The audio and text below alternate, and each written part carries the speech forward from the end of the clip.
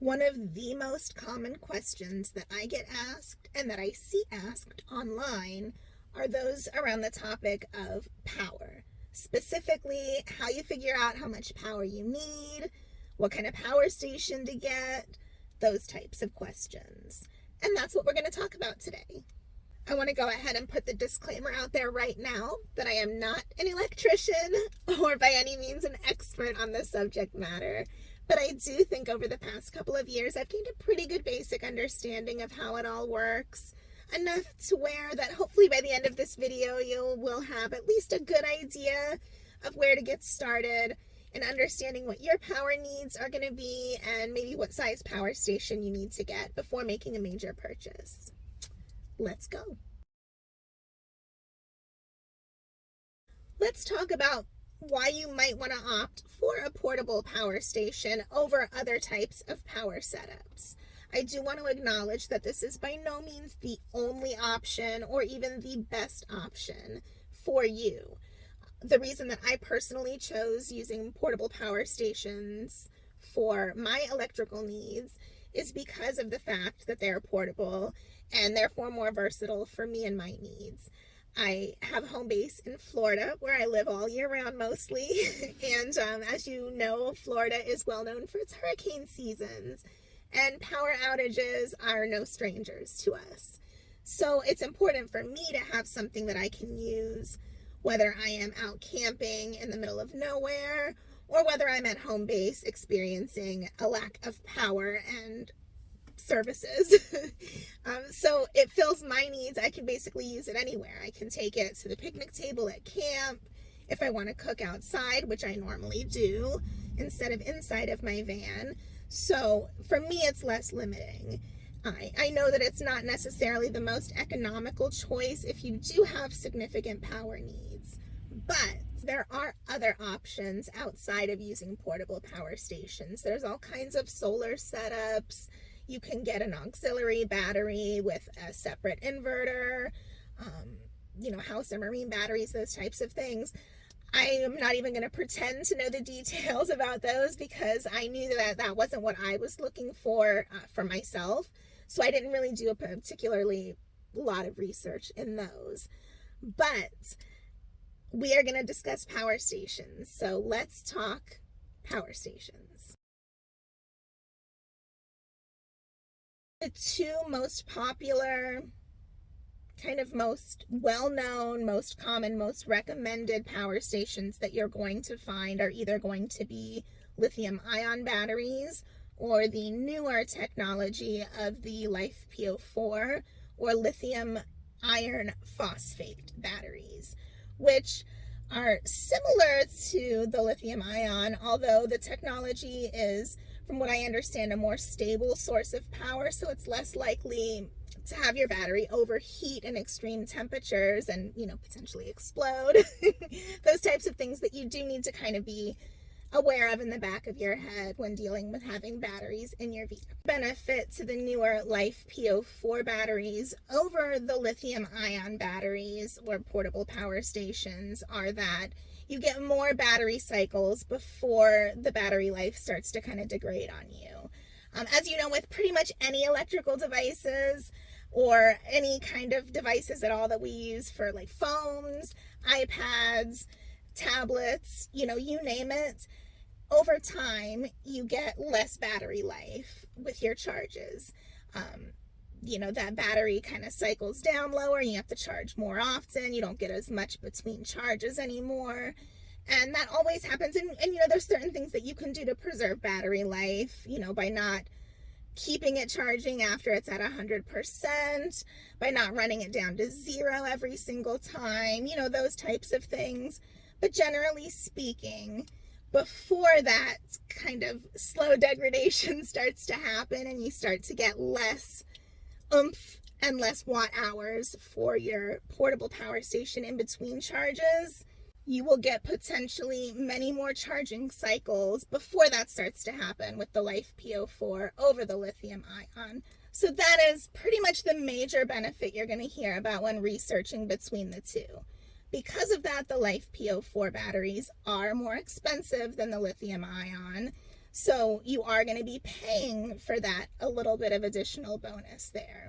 So it stands to reason that the benefits of the lithium ion battery is that if you are aware of those max and min temperatures when it comes to keeping your battery in, it is more affordable.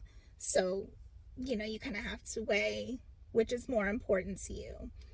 I do want to say they are always on sale.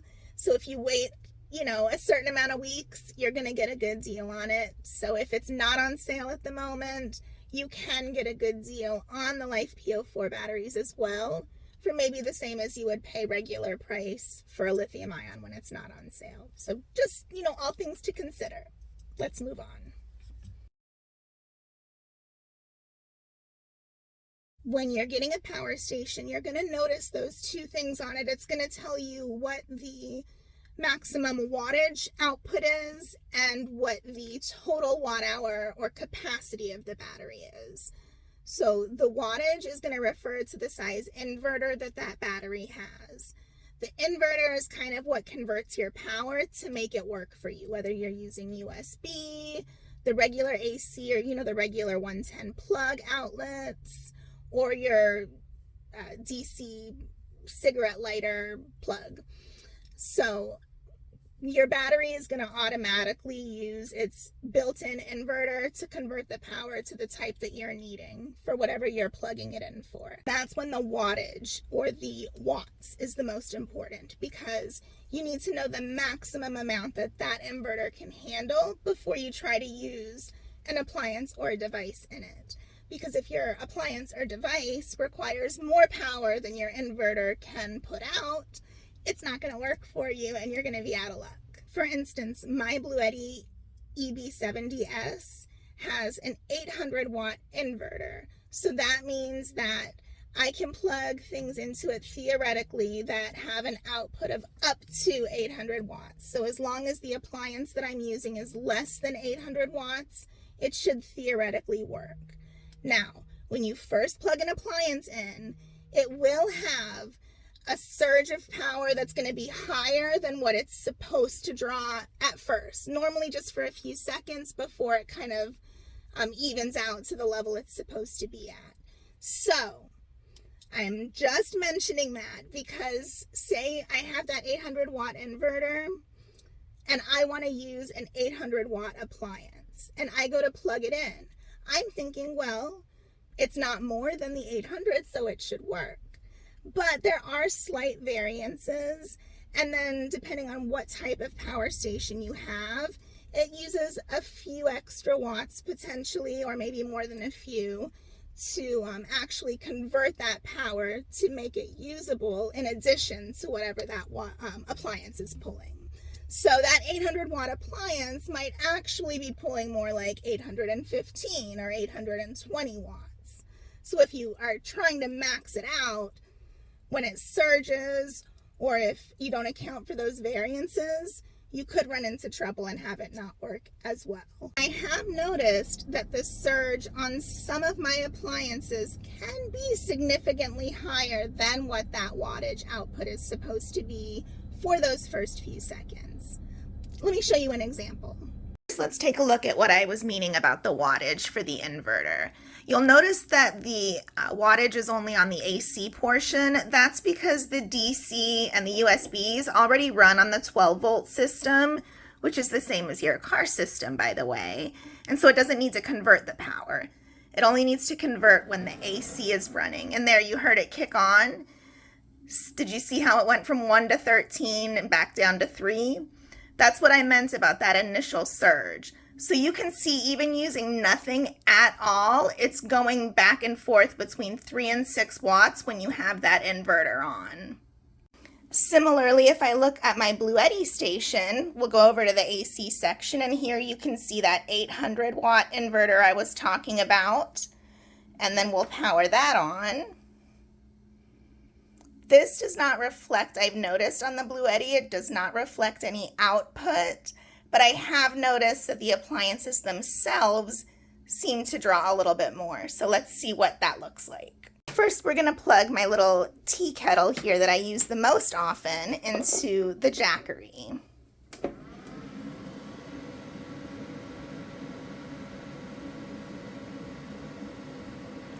You'll see that didn't really surge all that much when I plugged it into the Jackery, since it was already utilizing that power.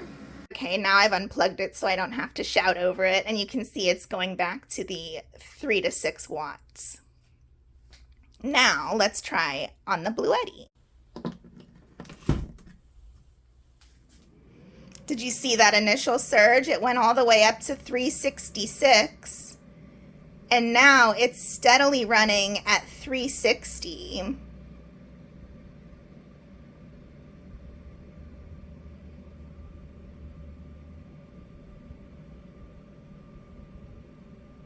So do you see what I mean about the power stations having different variances?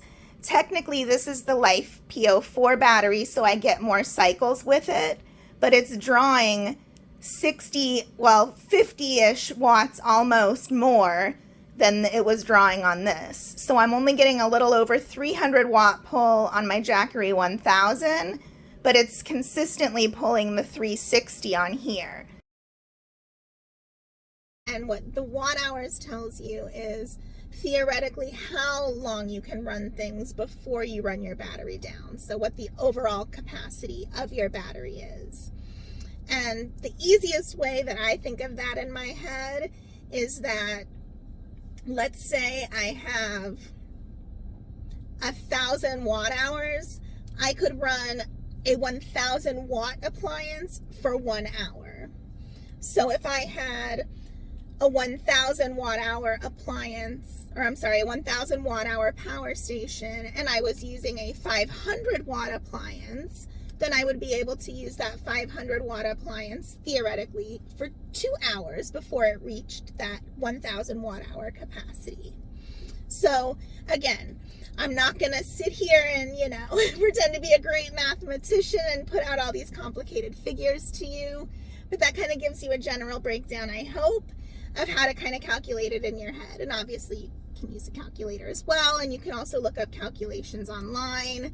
A lot of the higher ends or more popular, well-known companies like Jackery, Bluetti, EcoFlow, you can actually go to their website and they'll have a conversion calculator on there that will tell you how long a certain appliance can theoretically be, how many times it can be charged, or how long it can run on that specific battery. So if you want to get really into the thick of it for each specific appliance, you can certainly do those calculations ahead of time if you needed to. I'm going to go ahead and throw something out there that might not be the popular wisdom that you'll hear out there on a lot of other videos when researching this topic or when asking for general advice from people. Most of the time you're going to hear, buy the most you can afford or the biggest you can afford. Get the bigger is better, the most bang for your buck. So you're going to want to get the biggest power station you can afford because you always can use more power, and worst case scenario, it just goes longer before you have to charge it if you end up not needing it for a bunch of stuff. But I'm going to counter that here for a minute, so hear me out. Bigger also means bigger, as in heavier, takes up more space, takes longer to charge because it has a higher capacity, so it's not going to charge up as fast. So those are all things that you're going to want to consider before you go out and buy, a 2,000 or 3,000 watt hour power station that weighs, 50 pounds or more. The bigger the power station, the less portable the portable power station becomes too, because if you are going to need to be plugging it in at shore power or taking it into establishments to charge in between, or, just moving it around in general, it becomes a much bigger issue of trying to figure out how to plan out your space accordingly. And it's a lot heavier, more cumbersome, more noticeable, and, more inconvenient in general. Even if it's one of the big ones that has the little pull-out handle and little wheelies that some of them have now that you can kind of roll behind you. I mean, everybody's going to know what you're doing. So it's not really super convenient or portable at that point. So that is something to consider if you're going to be taking it out of your vehicle, if it's not connected to a good solar setup for recharging, things like that. What I personally did was start out small. I got kind of an entry-level Jackery power station. I got the Explorer 240, so it was the smallest one you could get at that time. They did come out with a smaller one earlier on, but I think it got discontinued before I purchased mine. But I knew at the very least I was going to need to charge camera batteries, my phone, you know, potentially lights, fans, things like that. And I wanted to have kind of something more than just a little battery bank. And I knew that I would get use out of it regardless. So I started out small and kind of worked my way up. The next time I went to upgrade, I knew that I was going to be using a fridge eventually, and I knew that I wanted to have some way to boil water, which was going to take a higher draw. So I ended up going with the Jackery Explorer 1000 at that point. I still use the small one. So the reason I brought that up is that there's no shame, harm, or problem with starting out small until you figure out what your specific needs are going to be and then upgrade as you go. You'll still have that smaller portable one you can carry around with you, maybe throw in the back to have near you to charge your phone and your fan at night, and then use the bigger one for the bigger draw appliances. So that's something to consider too. It actually might be more beneficial to have multiple smaller stations. They weigh less, they charge faster, and you can kind of split them up. Have one up front, one in the back, so on. Brings me into my next thing, which is, do you really need solar to go with your portable power station? Short answer, no. I don't have it yet, even though I super want it. So hello, Jackery, Bluetti, any companies that want to, you know, have me try out any solar panels? But I do think, since I'm part-time, that I'm able to get away with that better than somebody who is full-time on the road using it 24/7 all the time without the ability to really kind of charge in between when they need to when they're at home base. Maybe something that you want to hold off on starting with at first to see if you think that you're going to really end up needing solar panels before you go that route. I do know that I eventually want them. I would like at least a 200-watt panel, but it's not a necessity at the moment, and that's why I don't have one yet. All right, so the final thing that I want to talk about today is how to figure out your specific power needs so that you know you're buying the right size station. We've already talked about, you know, starting small and kind of upgrading as you go and the benefits to that. But if you really kind of are just getting started, or you're really hesitant to make such a big purchase without knowing if it's going to really meet most of your priorities and needs, you kind of need to know ahead of time how to assess that before you take the plunge. So let's take a look at the basic priorities that I think most people would utilize or want to focus on when using a power station.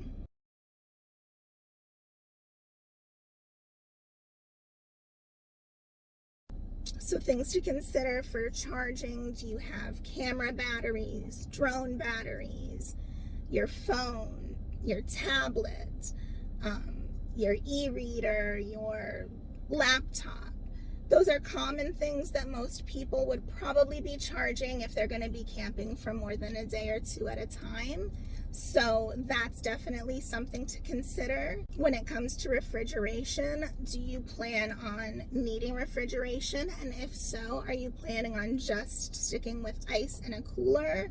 Or do you think that it's likely that you're going to be wanting or using a refrigerator, like a 12-volt car fridge? If you're going to be using a 12-volt car fridge, that is going to be a steady draw, especially if you live in hotter climates like Florida. So that is going to suck a lot more power than if you're not using any refrigeration at all, and therefore you would need a much larger power station. For instance, I pretty much use my Jackery 1000 for just my fridge now. Occasionally I'll use it for my kettle or something like that when I'm cooking, But for the most part, that power station is devoted to just powering my fridge when I'm on my trips, since I do a lot more off-grid camping now than I used to. So when it is, triple digits, and especially if I have the car off, parked in a parking lot, soaking up sun while I'm at a trail or inside somewhere doing something else or exploring or on an adventure, then the car's even hotter than it is outside.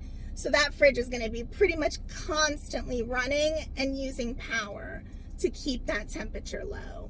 Versus if it's winter and it's, 30 degrees outside, it's not going to need to kick on and run as often to keep the temperature at what it needs to be at. You definitely want to consider, climates and things like that if you're planning on using a fridge. And realistically, I can maybe get in the middle of summer 2 full days running my fridge with just my Jackery Explorer, whereas I could probably get 4 to 5 in the winter at least. So there's a real big difference there too. So that's something to consider when assessing your needs as far as refrigeration. I'm looking at my notes here. Cooking is another thing, and that is the thing that takes up a lot of power usually. Most cooking appliances, actually any heating and cooling appliances, use a significant amount of power. If there are any electric appliances that you're planning on using, for instance, you're going to need to boil water because for a fact you're going to want to make coffee, you don't want to mess with propane or butane, so you're going to need an electric kettle to boil water. You need to know how many watts the kettle you're going to be using is, so that you can make sure that your power station you're going to be getting can handle it. So are you going to be using more than one thing at a time? If you're already using your power station for, say, a fridge and charging your phone, and then you want to go to cook something too, you're going to have to combine the wattage of all of those things to make sure that you have enough power in your power station to run those all at the same time. You may have to pick and choose, or you may need a bigger power station than you're thinking if you're planning on needing to use things simultaneously. So that's another thing to consider. Fans and lights and things that you can get with USB rechargeable versus, regular outlet, the 110 plug. Those are going to use considerably less power. My little USB light bulb that I use all the time, I think it pulls 1 watt.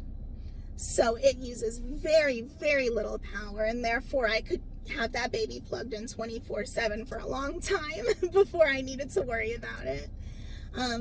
USB fans will take a lot less to charge back up than a regular plug fan would. Same thing to power. So again, you're just going to kind of want to know what you're planning on using, at least to start with, and have that covered, and then you can kind of go from there and upgrade as you go. Also, while laptops themselves may not technically take a ton to charge back up, if you are going to be working on the road, especially working full-time using a laptop, then you're talking about a significant power draw. Because if you're just, if it's going to be off and you're going to be charging it in between uses and just using it occasionally, you don't really need to worry about that as much. Whereas if you're going to be, working 6 to 8 hours a day on the road, that's going to eat up a portable power station super fast. So you may want to consider either going to like a coffee house or a place like that to work, or library, something like that, rather than use your power. Or if you're going to be needing to use it off-grid, then you're going to need to account for that when you're investing in a power station. All right, folks, there you have it. I didn't want to get too in the weeds with you guys on each specific thing and ramble on and on for an hour or more. I wanted to kind of keep it short, sweet, very general. And like I said, hopefully you just kind of have a better understanding now of how to figure out what your specific power needs are going to be and how to go from there. As always, I want to thank you so much for watching. It means a lot to me, and I will see you on the next adventure. Bye for now.